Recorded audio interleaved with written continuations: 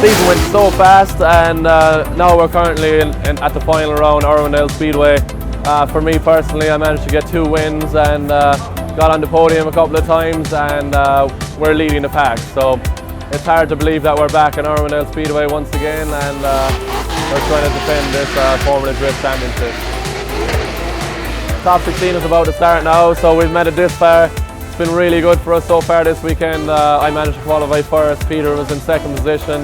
We're all in top 16, so the battle for the championship this year is really coming down to the wire, and we got to try to stay focused, you know, put on a good show, which is really important for me, and that's what Peter and I love doing, and we're going to drive hard, and hopefully we have some luck and we can defend this title. So I'm going to be trying my best and trying to have the best possible time while doing it. So fingers crossed.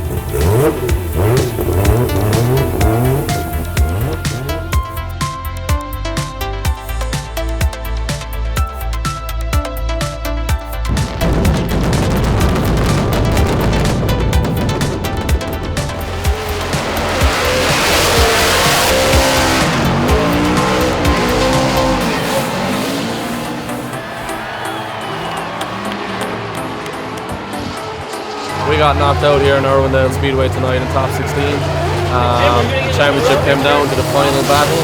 2-1 more times between Frederick Asbo and Vaughan Gittin Jr.